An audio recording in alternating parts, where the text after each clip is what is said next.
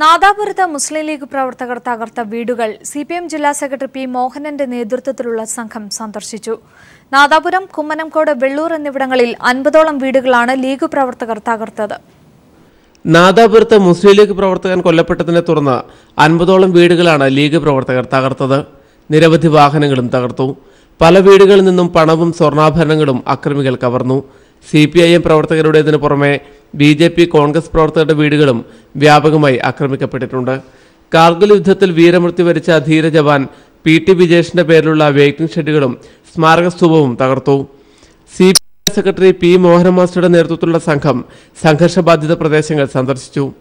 തങ്ങളുടെ ദുരിതം ജനങ്ങൾ നേതാക്കളോട് പങ്കുവച്ചു. തീർത്തും കാര്യത്തിലല്ല, ഞങ്ങൾ ബാങ്കിൽ ഇതെല്ലാം വെച്ചിട്ടല്ല.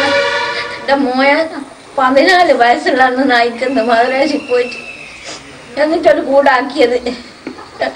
ഒന്നിനും മോനോ അച്ഛനോ പോക്കില്ല ഇവിടുന്ന്. ഞങ്ങളാരും അങ്ങനത്തെ ഞാൻ എങ്ങനെയാക്കിക്കൊണ്ട് ഞങ്ങൾക്ക് ഭയങ്കര വിഷം. വിലാപ യാത്ര വരുമ്പോഴാണ് ഞങ്ങൾ ഇങ്ങനെ ബൈക്കിങ് കൊണ്ട് വന്നുകൊണ്ടിരിക്കുമ്പോൾ വേക്കോട്ട് പോയി. അതുവരെ ഞങ്ങൾ ഇവിടെ ഉണ്ട്.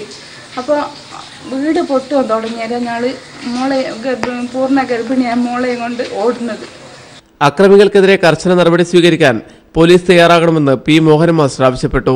ഈ കൊള്ള സംഘത്തെ സംബന്ധിച്ച്, അക്രമികളെ സംബന്ധിച്ച് ഗൗരവമായ അന്വേഷണം നടത്തി, സമഗ്രമായ അന്വേഷണം നടത്തി അവരെ മുഴുവൻ നിയമത്തിന്റെ മുമ്പിൽ കൊണ്ടുവരുന്നതിന് കൂടി പോലീസ് അധികാരികൾ തയ്യാറാവേണ്ടതുണ്ട്. News bureau, Kozhikode.